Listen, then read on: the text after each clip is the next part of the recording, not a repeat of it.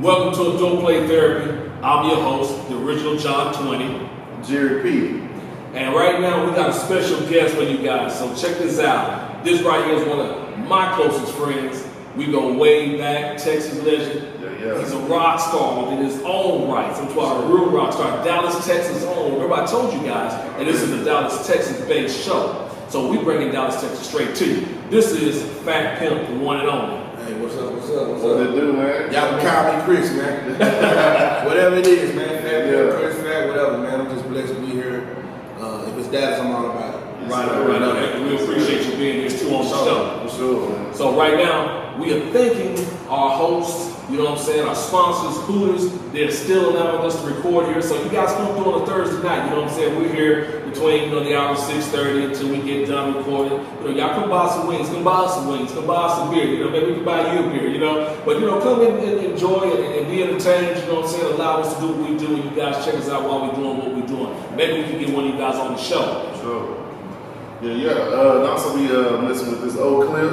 It's Oak Cliff bourbon, man. Like you say, we're keeping everything Texas, keeping it. We over here in Dallas, Texas, man, holding it down. So Oak Cliff bourbon, what's up with the sponsorship, man? We're trying to get our first sponsor. Don't mess with us, man. We doing big things. Man. Yeah, Oak Cliff, don't mess with us. We like you, and we want to make sure they like you too.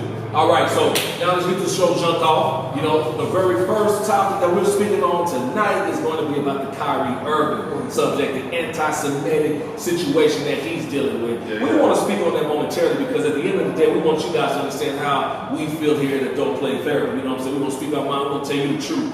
This is my opinion. My opinion on this thing is it's some bullshit. Right. And the only reason why I say it's some bullshit is because I'm always down for, keeping love amongst different races and different groups of people, But, you guys are talking about how the Jews are viewed in this and the movies that are made and how he sponsors it. I didn't watch the film. We're supposed to have freedom of speech, you know what I'm saying? But, I know films of Color Purple. Right. I know Kunta Kinte, you know what I'm saying? You know what I'm saying? Ruth, things like that. And it shows nothing but black hate. But, we don't see people kicking people out the legislation office, you know what I'm saying, for things like that and making them come back and apologize. Like, we produce hate shows on TV on a regular basis. We hate gays, we hate blacks, Jews hate. But the thing is, we still are supposed to have freedom of speech. We just had a president that sat in office, and to me, in my opinion, all he did was promote hate. You know what I'm saying? Yeah. So it's like, how are we being addressed, or how are we addressing this individual about how he views something when we're supposed to have freedom of speech and we're supposed to view it? Don't get me wrong, I'm not backing Kyrie Irving because at the end of the day, I don't want to promote hate messages, but I'm backing Kyrie Irving in the sense that, hell, if this is something he's sponsoring and promoting, he could have liked the producer. He could have liked how the artwork was put together. I don't feel like this guy walks around with hate on his heart. At least I hope he walks around with hate. I'm going to say this. I ride with Kyrie. I'm going to tell you why. He never said anything. He retweeted. Retweeted. This is social media. He should be able to do whatever he wants on social media without being scrutinized. The problem is he's in the NBA. And he's black. That's it. Because you can be white and use the N-word, you're not going to lose your endorsements. That's right. They're going to send you to counseling. They're going to send you to counseling and say, hey, man, he must have been in trouble. What's the problem? Mental health. Right. It's a deeper issue. Right. I follow Mr. Farrakhan, and today I was really excited because he actually spoke out and said basically how they bullying Kyrie and Kanye. That's it. And my thing is, we all have a difference of opinions. We all got different beliefs. I don't see people saying like, hey, you come from a slave family, you lose all your endorsements because you ride with Trump or you ride with Greg Abbott, whoever the case may be. Exactly. I think what they have to do is separate the basketball player from the man. Every man should be able to learn, bump his head. A lot of us we contradict some of our statements. That's what makes us a man. The way I thought at 21 now I think at 36, 37 years old. And if it is, that's a problem. Right. So I think people should be allowed to learn, and you may feel some type of way until you meet somebody and say, hey, you know what? That offends me. Give that person an opportunity to say, like, why does it offend me, and learn from that. Don't just criticize them and don't bring them down, allow them to lose money. To me, that's hate. The way they handling Kyrie is hate. Right. So they hated on him when they say he's hating because of the retweet, but now they show him the same hate and disrespect back towards him. What is it? What is it? When they use that word, how do you say anti-Semitic? Anti-Semitic. What exactly does that mean?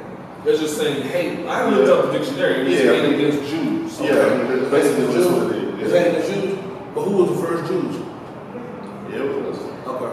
So I'm just saying, how can they even have any hate on those people? See, this really goes deeper than what they want to talk about. See, I seen the guy on TMZ, the head guy was named Harvey or whatever. Yeah. He was saying he don't accept his apology. I'm like, Kyrie really shouldn't apologize other than, hey, if I offended y'all by my choice of films that I retweeted, then I apologize. But he's not apologizing for anti-Semitic comments because he never said anything. Yeah, it is interesting to me because, like, why would you apologize for a movie that you supported for whatever reason? Right. You know, it may be his own reasons, but there was no pushback on people supporting the Jeffrey Dahmer thing. And that was a real thing. Right. That was an actual real thing that really happened.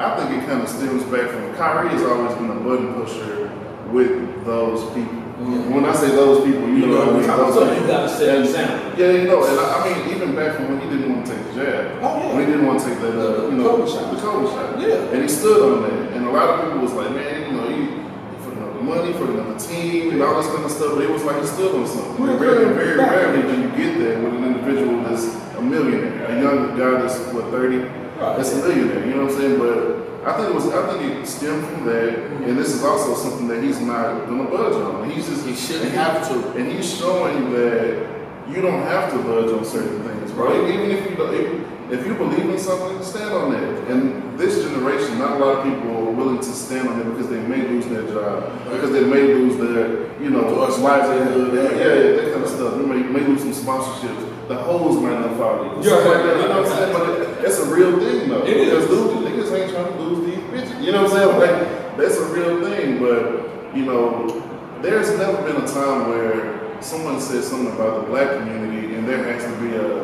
let me go talk to Minister Farrakhan or Umar Johnson or Michael Eric Dyson. Let's go have a sit down with them and understand how to they know the truth. Yeah. And then those people know the truth, but they don't want to go back and forth.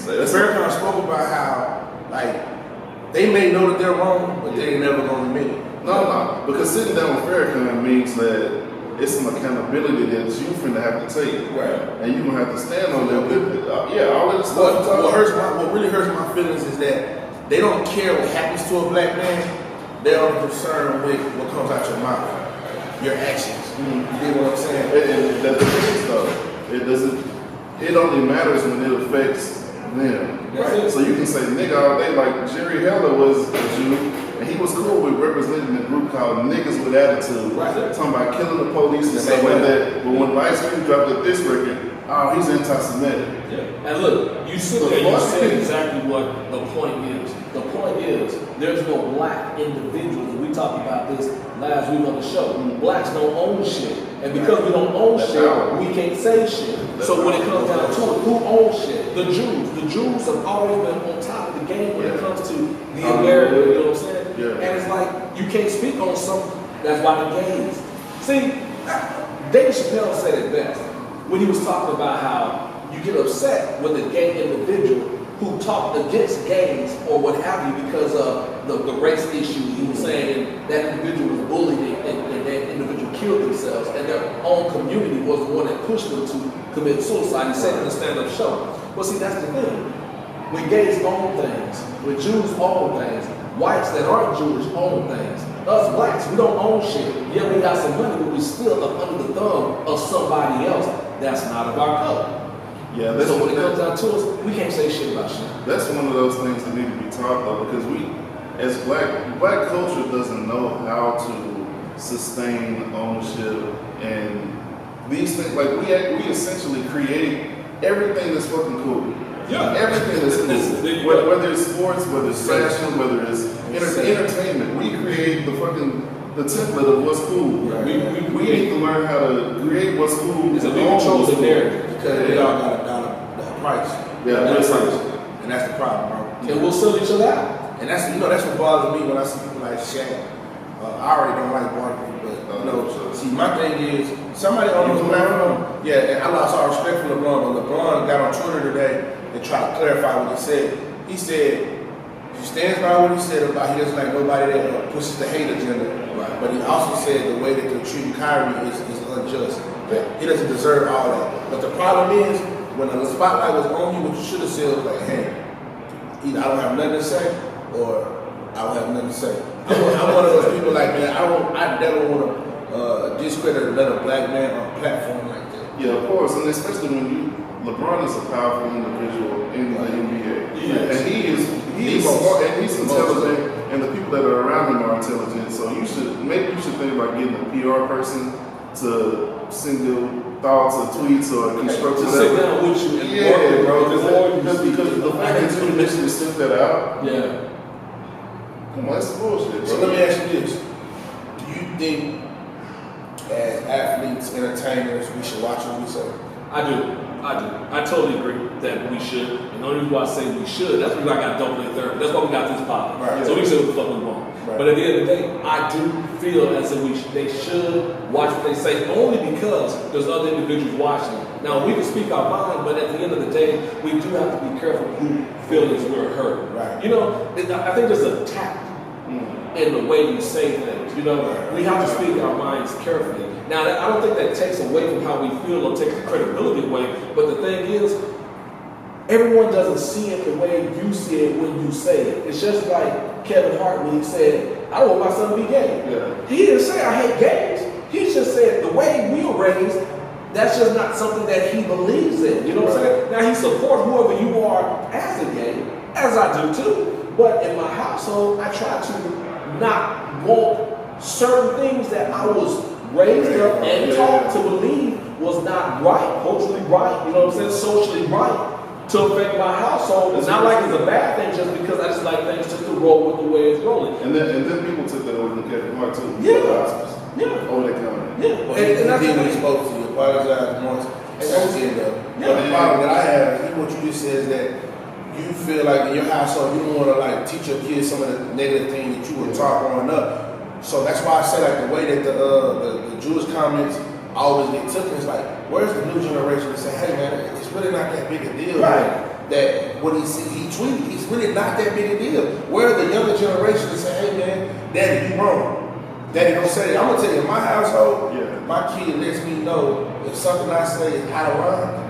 Because their generation don't play that dissing of the gender, dissing of the races, because it's a whole new generation. And for me, I'm an ally of the LGBTQ plus community. But let me explain. I did my first movie role with a majority gay cast, and when I was around them, I started learning that they deal with a lot of stuff that we don't deal with as heterosexual men, because not only do they get judged when you're black and gay, it's like a double sword, man. And a lot of stuff that they go through, we don't realize that we're straight, so we don't deal with that. But when you hear their stories and stuff that they go through, man, it kind of makes you say, damn, like, bro, maybe we was taught wrong. Yeah, we actually were, bro. I mean, because honestly, I wasn't taught wrong. Y'all was taught wrong. I was definitely taught wrong, because even when I was a kid, like growing up in, they'll turn to Adwell Carter, a gay dude in them environments, you fool. You were fool. You know what I'm saying? But it wasn't until like my stepson, Jaden, he came out to me. And it wasn't until that point in my life where I looked at it, sitting down and having dinner with him, I was talking to him, he came out. And I was like, man, I don't love you no less. How old was he when he came out? He was 16 when he came out to me. See, even that, that's normal. But imagine these kids that's like 4 or 5, they want to be a different gender. And see, those are the things where they don't have the education behind it to know what they really do. Right. So for me, what I try to do is listen. That's the one thing that I didn't do growing up that I do now. I listen before I say something, because I never want to put my foot in my mouth and push somebody away. We have a lot of kids nowadays that have nobody to talk to about that, how they feel, their beliefs and everything. So that's why I try to listen to everybody. I applaud you though, bro. Oh yeah, I applaud you. And it wasn't even a second thought, man. But back in what you said about the should athletes and entertainers or whatever watch what they say, it's a thin line in watching what you say, because if you look at some of the greatest actors, Denzel, Stallone, Al Pacino, Tom Hanks or whatever, they don't have to watch how they act. So if they portraying the role, that's viewing the role kind of negativity. Look at Al Pacino and Scarface. You know how much that movie fueled niggas to be gangsters and drug dealers, and like that fuels you. You know what I'm saying? So I say, but that's the same with what we said about the anti-Semitic. You know what I'm saying? With that film, I guess I can understand them saying, by you retweeting it, you're supporting it. But like I told you, we don't know why he retweeted it. He didn't say shit. He might have known the producer. He didn't get an opportunity to. Yeah. Right. Yeah. He didn't get an opportunity to process what was going on. Right. But we also understand subliminals too, though. Yeah. So you know what I'm saying? So because this is what it is. You know what I'm saying? Like subliminal messages. Sometimes you ain't gotta say nothing. Saying nothing at all, saying Saying something. something. Hey, but I'm gonna say this just to clarify. Like, I got people from all walks of life, Jews, all my friends. Most of my friends is Muslim. You know what I mean? I grew up in a Baptist household, so I've learned to respect everybody, because the older I get, I start to think that a lot of stuff is lies that we've been told. So we'll really never know what the truth is. So when it comes to religion, I try to just be quiet and respect everybody. And that's interesting too that you bring up religion, because I was raised up in a Baptist environment as well. Right. But our generation was the first generation to kind of start to question things. Yeah. And we were taught not to question things, faith. Yeah. But sometimes, in my opinion, in my household, I tell my kids, I tell my wife, question everything. Right. If you got a question about it, question it. Well, I'm a Baptist, you know what I'm saying, believer, and I grew up Baptist, and I'm advocate in my church too, so, they get mad at me when I, express my feelings sometimes, because I feel like, the Bible is all truth when it comes to certain things. If you want to know who you are as a man, think about how many men that failed in the Bible. Yeah. You see what I'm saying? Mm-hmm. Nobody in the Bible is perfect. Right. So it shows you that if God loved them, what would you think He'll love you? Right. And one thing about it, we're not over the Old Testament, we're under the New Testament. So Jesus. And Jesus said one thing. It ain't about all that what God was saying, because you can't follow that 10 commandments. What it's about right now is about love and loving your neighbor. We're not here to judge each other. We're here to love each other. If we spend more time loving each other, like Jesus said, and helping each other, you know what I'm saying, things will be better here on earth. We let God judge, you know what I'm saying? Right now, we need to sit here and spend more time loving each other, trying to support each other, trying to be here for each other, trying to lift each other, trying to build. See, that's the difference between faith, you know what I'm saying, and grace. You know what I'm saying? Yeah, you may have stabbed me in the back, but it might have been a reason. Let me try to talk to you first and find out what's going on. So let me tell you this. So this is the reason why I've learned to respect everybody, because I grew up in a Baptist household. My grandma, my daddy's old school Baptist Christian. You better not bring nothing else in this house. So right around 2011, I got introduced to Quran. We were sitting there having dinner, and he was passing like some was some bacon outside. I don't eat no swine or whatever. So we arguing at dinner. We never had enough fun. Yeah. And he was just like, man, you going to hell, you going to hell, you going to hell. And I said, let me ask you something, Daddy. Man. Am I going to hell? Why? Because I don't believe whatever you believe in. He said, yeah. I said, what if I was going to Afghanistan? Or what if I was going to this part of Africa, going to this part of the world, and the only religion you've ever been taught is Islam? You telling me that I'm going to hell because I don't know that Jesus Christ died for my sins? Yeah. He got quiet. My uncle's a pastor. I asked him, he told me, Bible was being talking, he said, listen, at the end of the day, as long as you have belief in God, it don't matter which form that you put that you believe, as long as you at the end of the day, as long as you believe that there is a God, that's all that matters. And so that's how I live my life. Yeah, I can't deal with nobody who don't believe in God. I'm gonna say that because I feel like if you don't believe in a higher power, something greater than this, then you're just far from anything. Yeah, and that's such an acrimonious thing that people used to do, man. Like the judgment, man. Even when people coming into church with however they are, to get judged. And this is supposed to be the times are changing, though. Times are changing, bro. My wife goes to a non-denominational church. Yeah. And so the first time I went, I had a suit on. I got my suit on, and I'm looking around. People got hats on. People going to the restroom, they ain't got their fingers up. And me, I'm blown away. I'm like, yo. I said, y'all wearing jeans and shorts to church? Like, what is it? She was like, how are you supposed to dress? I said, a suit. A woman is supposed to wear this, a dress. You know what I'm saying? Maybe a church hat.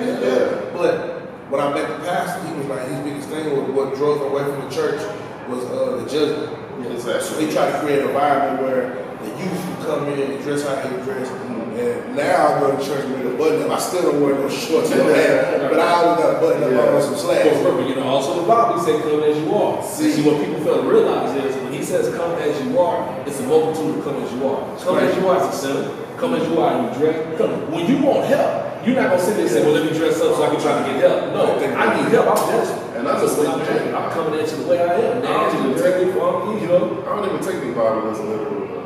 Okay. I take it as metaphor. I think most of those are just parables. But that's what Jesus did. Exactly. So a lot of that stuff, I don't look at it as literal. I don't even agree with a lot of this stuff, but I do look at it as metaphor. So I guess it's about just finding a deeper meaning in what it says and what it means. So my principles in life are all come from that church background. Something I don't always remember, but one thing I've always learned is if you kind of remember the majority of what the Bible preaches, I think you'll be high in life. I do agree, and going back to Kyrie Irving, it's important that we have people like that. That can be individuals that can stand on what they stand on, because for so long, it was like, shit, don't say that, don't say that, don't do that, you're gonna get in trouble. Even shit back to slavery, you know what I'm saying? You can't even, hey, don't do that, you know what I'm saying? You can't do that. You know, there's so many things we couldn't do, and once we break away from that, it's like, okay, all right. Stand on your own. When you see somebody stand on their own, shit, that look like Django in that blue suit, nigga. But look at it like this too. Yeah. You know, a lot of stuff that we're dealing with today is being fed to us, fed to our kids, it's been forced down our throats. You know, when we grew up, we didn't have as much gay content, we didn't have as much sexual content on television, we didn't have as much language on television. And, you know, and society right now is starting to change things. So if you feel like that it's okay for you to express yourself how you're expressing yourself on daytime TV while my children are around, and you can pull a girl's shirt off and you can kiss her or you can drop your head in between her legs, we know what's going on, then why is it that you're not allowing us to say what we feel, but you're expressing what you feel in our face? You don't care who's looking, you don't care who's around, you don't care who's in front of that tube. You're going to put out whatever you want to put out, and it's not HBO, it's not Showtime, it's Sunday TV, it's everyday television. So if I have an opinion, Kyrie has an opinion, Fat Pitt has an opinion, Jerry has an opinion, we're going to speak our mind. Don't play therapy. That's what we're here for. We're going to speak our mind. Because at the end of the day, don't counsel me in this counsel culture. You know what I'm saying? Don't sit here and subject me to your views, your content, but when I come back with my way of thinking, you want to sit there and tell me I need to apologize, I can't get my job back, or I'm suspended, unless I apologize and then denounce what or how I feel or the people around me. I can't do that. You're not gonna put a collar around my neck and shackles around my wrist and my ankles to get and make me play for you. I'm not a monkey, man. Yeah. All right. So I'm good on that one, man. Yeah. So hey, listen. That ends another episode. You know what I'm saying? I appreciate you guys for listening and tuning in. At the end of the show, I mean, if you like it, go into the comments. You know what I'm saying? Drop a line. Let us know how you feel. If you hate it, shit, say you hate us. If you love us, say you love us. You know, like, share, repost. I mean, at the end of the day, we just expressing how we feel. And I mean, some of y'all feel the same way we feel. And if you do, let us know. You know what I'm saying? Maybe we can have you on the show one time. You know? But at the end of the day, thank you guys, you know what I'm saying? Thanks to our hosts and our sponsor, you know, Hooters, for allowing us to film here. Thanks to my co-host here, Fat Pim, you know what I'm saying? We all know your boy, Jerry P. All social media will be at the end, you know what I'm saying? In the credits, go follow us, you know what I'm saying? Talk to us. You know, we love y'all, we want to participate, we want y'all to participate with us, all right? So, you know, hey, Sure. Peace.